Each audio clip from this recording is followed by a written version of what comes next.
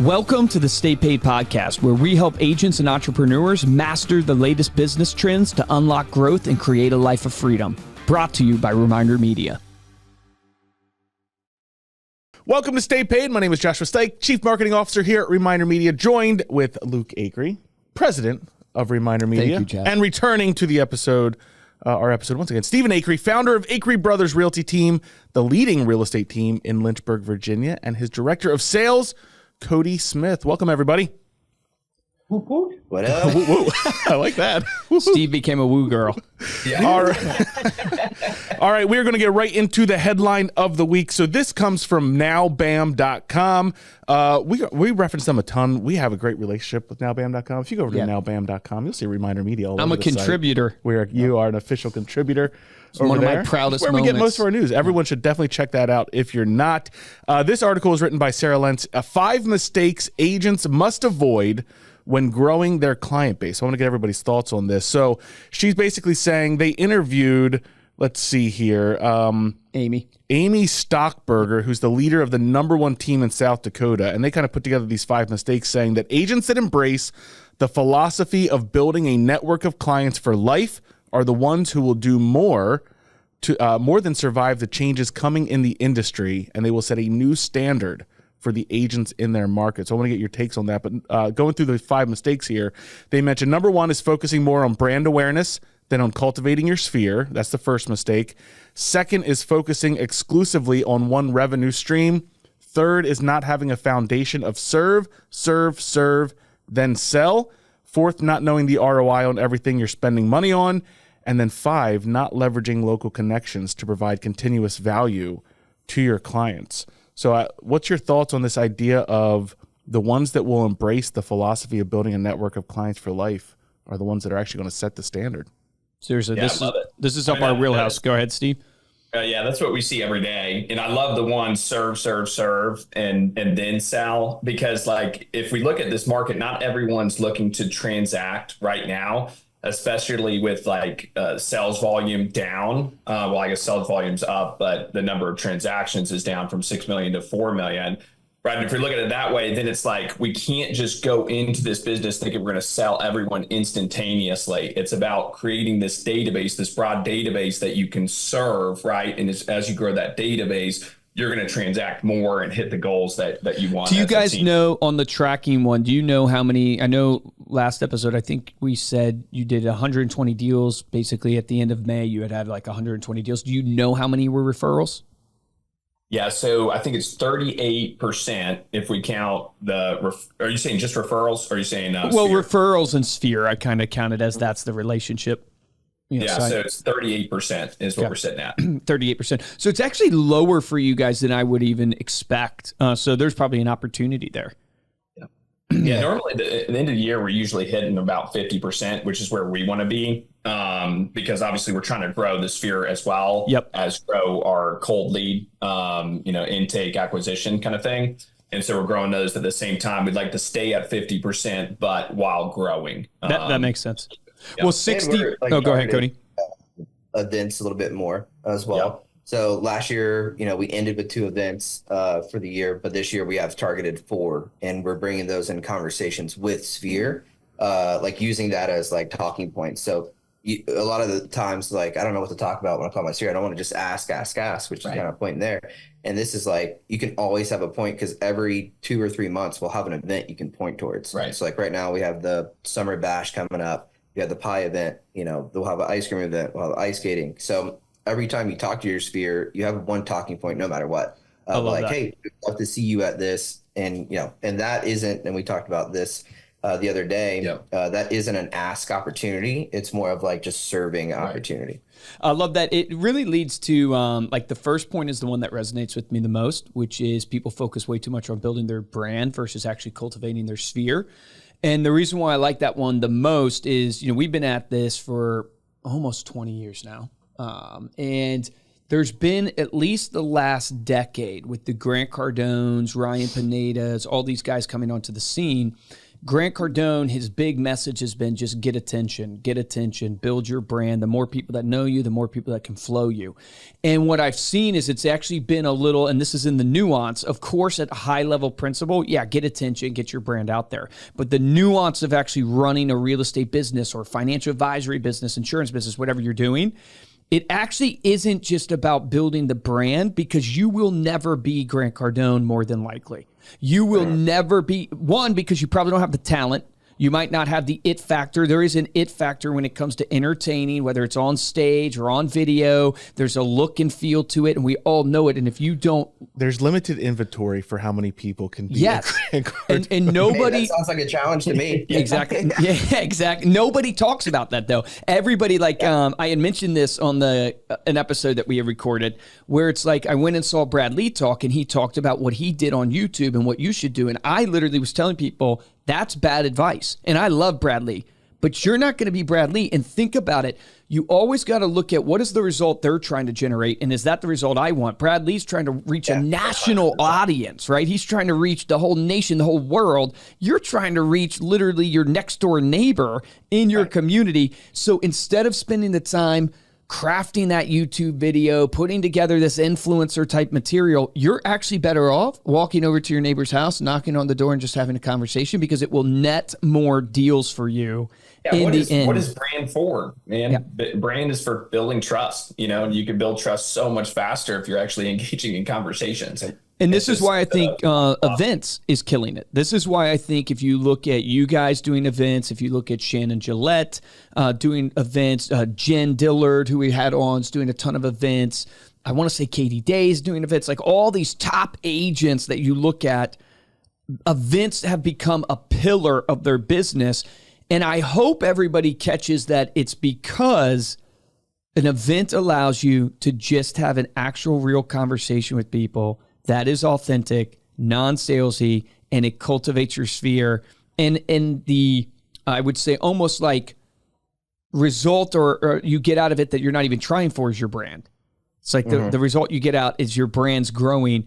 And I just think if people just realize that, then they would have a massive increase in their sales, because I think we spend too much time on content generation that's just about brand.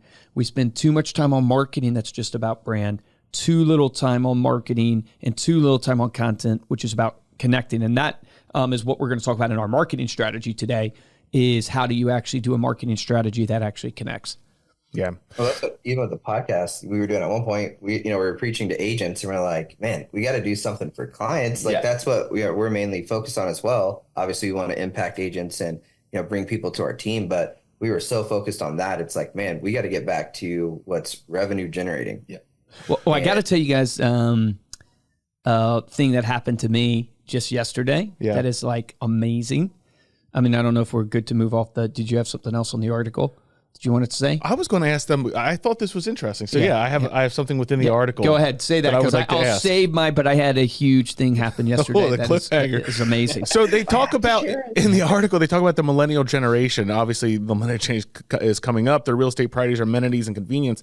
They mentioned the article, this is the most loyal generation. Do you guys see that? Or what are you guys seeing with the millennial generation? Because I find that hard to believe. Yeah, I don't believe that.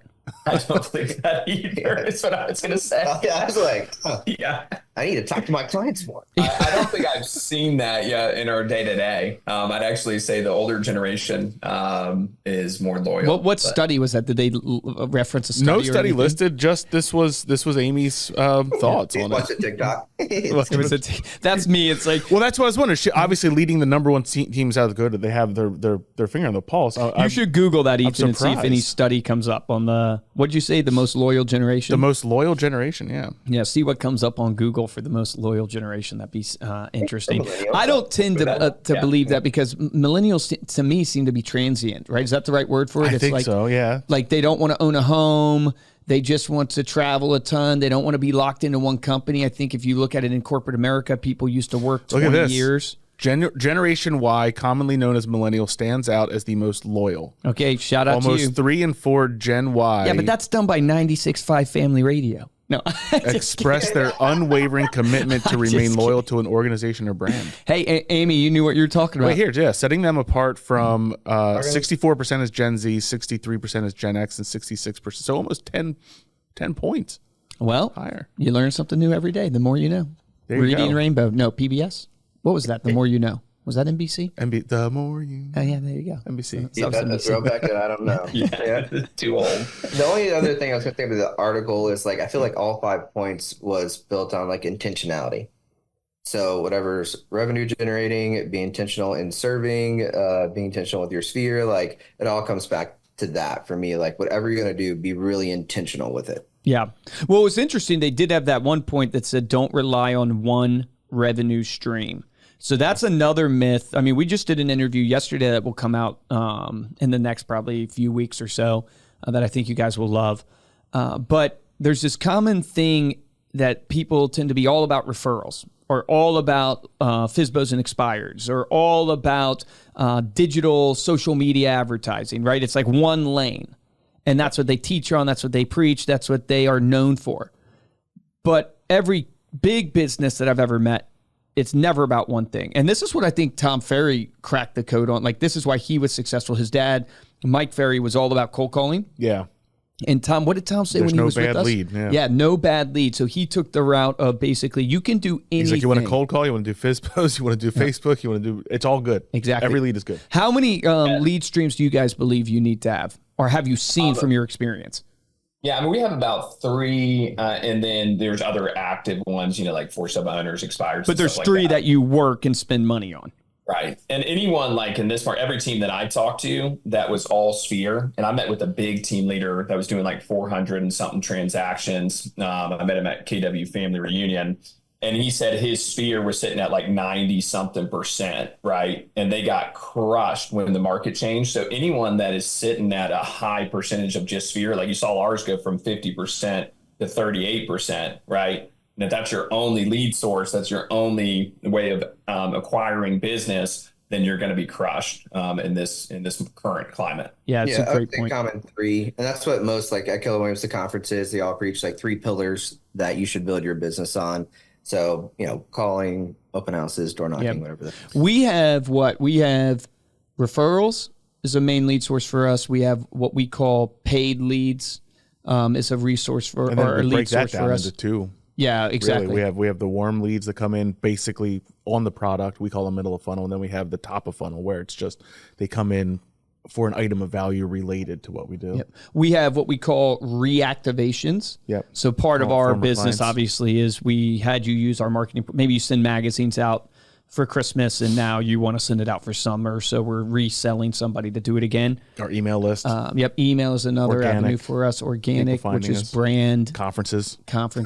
Dude, we're up to 6. And these are like major ones that produce. Webinars, yeah. Geez, guys, you're slacking. You only have 3. We have freaking 7. We're focusing on the ROI. Yeah. There we go. All right. Well, so let's talk about kind of what's going on in business. What happened to you yesterday? Oh, yeah. So this was pretty exciting for me, honestly. So for years now, it's got to be at least almost 5 years to maybe 6 years. Whenever I went to that first True Choice conference, and this was where actually, if you ever heard me talk, I talk about Brian Harris, one of our clients. Yeah. And Brian, we were at a True Choice conference in Phoenix, Arizona, and Brian Harris, we had no idea he was speaking on stage that day, and he was a client of ours. So all of a sudden, our booth had a ton of people come over to it and start signing up. And we're like, wow, this is crazy. Why is this happening? We find out Brian Harris spoke on stage that day. He was a client of ours. We deal with thousands of clients, but still shame on us for not knowing who Brian was. Mega producer, and he had a slide about us on his screen. And he was talking about this guy's a top 1% financial advisor, talking about his Touchpoint program, and the magazine was one of his slides. Yeah. And so people came over and signed up. Well, that day, Andrew and I talked about we need to get me on stages because that stage effect is so powerful that, hey, we need to get you on stages. And the goal was, wouldn't it be amazing if we could get you on a stage in exchange for the booth? So if nobody knows, it costs a lot of money to go to these conferences and sponsor. So it's we anywhere from sponsored $7,000 to $30,000 exactly for a booth. Yeah. Yeah. Keller Williams was like $30,000 for us to go to. Way. Yeah, it's insane. So, and we go to give people an idea. We're going to 60 events this year. So we have a massive budget for conferences, and we're trying to get me on stage. All the places that I've spoken, full transparency, some we've spoken, I've paid for to speak there, plus our booth. But most of the time, if I'm speaking, it's because we're sponsoring a booth. Yes. So they're basically throwing that in as like, you're paying to be on stage, even though we were, sponsoring a booth. So Andrew and I's goal has always been, I want to be so valuable as a speaker that people would go, come to our conference and, we'll, give you money or we'll give you a booth. So got a call yesterday from AGA Insurance, who heard me do my keynote at Medicare Con in Vegas just a couple weeks ago, called me and said, we want you to be our keynote speaker at our conference this year in Anaheim, California. And she's like, I really want you to motivate our team. It's going to be about 700 insurance agents there. And they wanted to sell us a booth before they had heard me speak for $20,000. Yeah. And they gave us the booth for free if I will come speak. There we go. And I was just like, that shows you persistence, man. Consistency over time. We had that on our vision board. Andrew and I talk about it all the time. No fluff. And what's so amazing is it came to fruition. That's only one time, so we'll see if I can keep doing it, right? But came to fruition. Didn't happen in the time frame I would want it to happen. Didn't happen exactly how I would think it would happen. I thought for sure I'd be speaking on real estate stages way more than insurance stages, but insurance has really taken hold, and I've done that more. Yeah. Through the conference circuit or whatever. Yeah, circus. Right. That's a Freudian slip right there. An accurate slip. But that is just a testament of just like, it never happens when you want it to happen. It always takes longer. It's always harder than you think. It's not exactly the way you think it's going to be. But if you just keep holding on and keep going, it will happen. And so when I got off that call, man, I called Andrew and he was just like, I can't believe this, dude. I have like chills. And I was the same way because we literally have talked about it for so long and it happened. Boom. That's awesome. How'd you get started? So how'd you get started in doing the stages then? So you started with panels. The first one was the Disruptor. Yeah. Right? Back with Sina Azari. And he's awesome, man. We haven't talked to him for a while. I need to reach out to him. You just called him and said you want to be on it? No, he had reached out to me because he was a client of ours. And I signed him up for the magazine. And then he said, I'm putting together this whole thing and I want you to be a part of it because I love what you guys are doing. Actually, first one, we might have paid for you to be on a panel at Inman. Oh, Inman, that was the first one. Then we basically took that and made like a demo reel. Yep. Like a reel of Luke speaking. Half of the clips were from him in the office speaking. Exactly. It was hilarious. That's how it works. But we pieced it together like he was this. That's a good piece. I mean, it's good knowledge. Like I had no idea. Yeah, that's how it works. It's like, but I didn't realize it's such a pay to play world. I had no idea that most of the speakers you see at these conferences that are outside of maybe that business or they're paying to be on that stage because that's how the conference makes their money. Because that person gets an audience. They're either, the two models are you either pay or you split like an affiliate's revenue share of whatever you sell. So like when Russell Brunson sold at Grant Cardone's 10X stage, he split that $3 million he made in an hour with Grant Cardone. Yeah. And that was because it was Grant Cardone. If you want Russell Brunson to speak, you're going to pay him. Yeah, you're going to pay him. Yeah, exactly. Like Gary Vee, obviously you're paying them to speak and stuff like that. The big wigs you pay, but for most of the small conferences and stuff like that, I actually, looking back, would have, I was so opposed to paying because I didn't understand it. I wish I would have paid right away, first thing early on, because it would have progressed me so much further. It would have, because I paid. It was, I think, 8%. It's like you have to go through it to learn. Shout out to Cody. And that trajectory got me to speak so much more in insurance. I paid him, got on an 8% stage that wasn't the stage I spoke on in the main one. Yep. And he liked me enough to go, hey, let's get you to speak at my main conference. Because he knew we had been supporting him. And that then translated to a Medicare Con and 1% and I'm slipping me right now, but the other insurance, women in insurance, like all these insurance conferences that I've recently spoken at. And then the Medicare Con, the AGA one is the first one where they reached out to me. Yeah. Where we didn't reach out to them and try to get on. They reached out to me and I was like, this is sick. Yeah, let's go. Yeah, that's the next step. We're trying to get Stephen on stages this year. I think you could get on real estate stages. Not easily, but way easier than me because you're an actual practitioner. With me, they know I'm trying to sell Reminder Media. So I do it in a really good way. There's a level of skepticism. Yeah, There's skepticism. you're entering in very cautiously. Yeah, I don't blame them because I don't sell from stage like that. But I have you guys tried yet? Have you reached out? Have you? What we were told is the first thing we have to do is hold like a panel conference here in Lynchburg. Yeah. So we've got people coming down. We've got the top like 3 realtors. So Stephen, Jill. Steve, are you looking for a speaker? Because I know a guy. Yeah, you want to come in? Yeah, I'm in. That would be sick. He's going to pitch his product. Will you give me a free booth? We're focused on ROI. You're going to have to pay your own booth, though. But you You have to pay your booth. Now that they know it's $30,000 for Keller Williams, they're going to charge us $30,000. Yeah, a huge audience there. Yeah. So, but that was the first thing is they said, do your own panel. And then once you do that, we will start putting you on other ones. But you need to do your own first. That's cool. Dude, when's that sick. happening? May 21st. Wow. So you guys are in grind mode getting that together right now? I'm going to be in Amsterdam. That sucks. You're going to be in Amsterdam? Yeah. We're going over the NAR settlement. It's going to be good. Is that with YPO? That will be awesome. Yeah, Well, it's a wedding. It's a guy from YPO that's getting married, but it's a wedding. Yeah, my wife and I are going the 17th. That's cool. Have you ever been? Never been to Amsterdam, been to Barcelona. Okay. Yeah. But he's getting married in Amsterdam, which is like, why Amsterdam? Dude, you're All from right. the States, but that's where they got engaged. So. Let's go on to our sales tip of the week. Dude, you got to come up with that Stay audio, paid dude. sales strategy. Whoa, there we go. Sorry to everybody that we just blew out your eardrums. Sean Carpenter, I know you listen on your AirPods on your walk.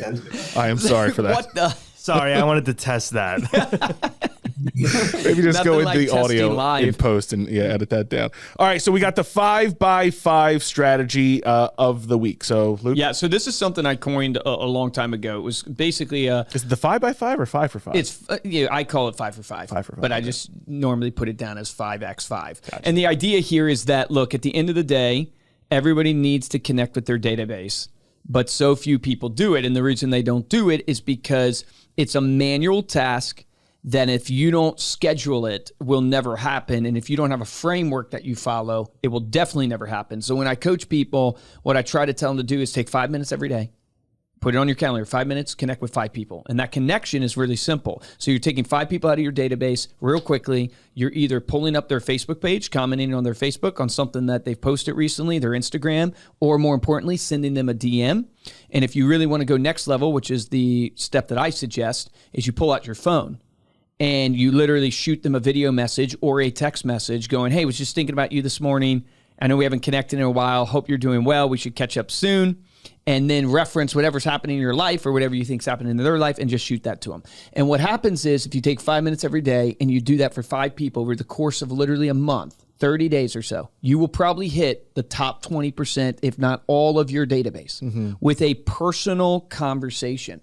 In conversations, you'll be amazed how they just trickle into being about work and catching up on life. And more importantly, now they have connected with you personally, so your email that ends up in their inbox gets seen better. Yep. The mailer that ends up in their mailbox actually makes an impact because they know you as a person, not just as a brand. Yep. And that's the key to transcend into getting the referrals and repeat business. That's the strategy. Stephen and Cody, what do you think? Have you put this in your business? Say it again. I said, what do you guys think of that? Have you tried that? This kind of idea? Yeah. So, and I was going to note too, like we're putting up a Sphere repeat business coming up here in Farmington. It's one of the nicer neighborhoods, and we're sending out tons of postcards and magazines to them. And it's funny to me because obviously the magazine and the postcard will never work if you just don't make some personal phone call to them. Bingo. Or conversation with them. It just will never work. We've seen it over and over again. We send out thousands of mailers, right? And they only work when you're making the phone call and the person, oh yeah, I know you, right? If it's a cold lead or if it's Sphere, it's like, great talking to you. Yeah, I see your stuff all the time. It's just a reminder, and you're so right. Like they will open up that email after the phone call, but you'll see no one click on the email if you haven't talked to them in forever. It's kind of crazy. Yeah, they talk about 52 touch points, 70 touch points of emails, mailers, but the most important one is like at least the quarterly call. Yeah. Because you do all that stuff and it will not matter if you don't have, because that's not personable. So it all comes back to that personal conversation. So your 5x5, or would you say, are you meaning text messages or phone calls? What are you mentioning? I literally ask people to, like, the best is the phone call, but most people, just from my experience, will not do that.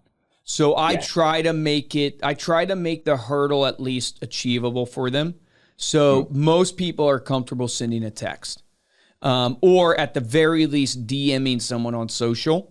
And I like the social aspect because you get a benefit that you weren't even going for, which is when you engage with your followers, they see more of your content. Because one of the main drivers in the algorithm of what you see is what you engage with. So when I send Stephen on Instagram a reel that I liked, and he sees that, well, Instagram is marking that interaction to basically say Stephen and Luke have a real relationship, or Stephen actually likes what Luke sends him because he got content from Luke, he responded to Luke. And so they're going to see, if you follow people like I do, which you have a couple thousand people you're following, or even a couple hundred, you know, you can't see a couple hundred stories. You're just never going to see that. So who are the first 5 that you see, and why do you see them in that order? Most of the time, it's because those are the people that you've engaged with the most, or that content that they're posting, you've engaged with that type of content the most. So you're able to influence the algorithm by using a DM to hit somebody up, so they see now more of your post.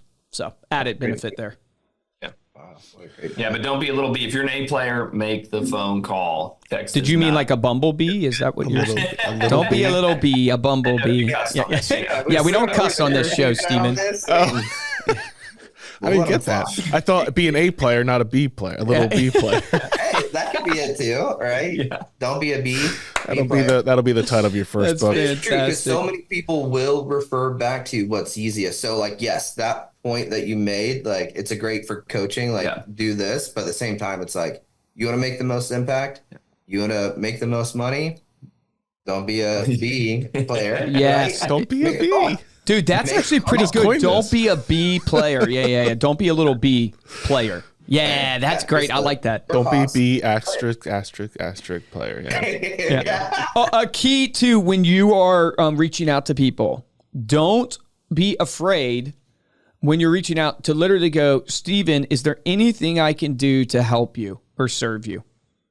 Don't, because what that does, if you consistently do that, and at first people are like, no, I'm fine. But if you're always doing that, and if you're a great connector, you'd be amazed, like my financial advisor I got from that type of style, my insurance, property casualty insurance here at Reminder Media, I got from that type of style. These are people that prospected me that literally just, Luke, how can I serve you? Who can I connect with you with? What can I help you with this week? Is there anything I can do to help you? And that literally translated to them earning my business. And now they've gotten a lot of referrals from me. And it's just a way to cut through the noise, because the amount of salespeople that reach out to me is unreal. And so how do you cut through the noise? It's, you got to show me how you can serve me. Yeah. And just serve. So if you have somebody you think, like, here's what I would suggest. Like, if you have somebody in your Rolodex right now, maybe it's a financial advisor for you guys because you're a real estate agent. Who could you connect that financial advisor to today as another business owner in your network that you think they should know? Yeah. Hey, Cody, was thinking about you today, man. I was talking to Josh, one of my friends. He owns X inspection company. I think you guys should know each other. So I just wanted to connect you guys here. You guys should know each other. Yep. Boom. Yeah, that's it. That's it. Yep. Create your own little B&I network. All right, listener Q&A. We get this question all the time when we do our geofarming webinar. So we talk about how to become the dominant agent in your area. Yep. The number one question we seem to get whenever we do this is, well, how do you tell who's the number one agent, or how do you take, I don't want to do this area because this person's already the top agent. So the question here is, like, how do you guys recommend becoming the dominant agent in the area, or also kind of adjacent to that, take down the top agent? Yeah, crush as many billboards as you can. Yeah. Billboards?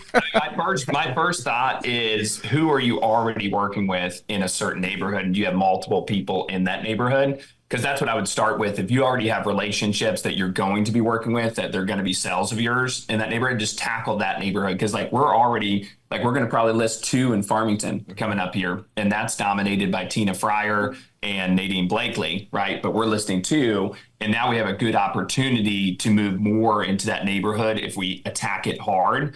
And so I would just choose the ones you're already going to win at and then pick that neighborhood. So how many relationships do you have in a certain neighborhood? Pick that one and just hammer it hard with phone calls, drive-bys, right? There's a great hack that I give to people sometimes on a webinar. Take all your past transactions, upload it to Google Maps. Google Maps allows you to upload a CSV or Excel file, and those addresses will drop as little pins on Google Maps. So if you wonder where you already have synergy and ability, take your relationships and the addresses you have, upload them to Google Maps, see where your pins are for your relationships. If you have your past clients or your past sales, upload those addresses, and Google will pin drop exactly where those are. And it's just a great visual for you to see where you already have synergy.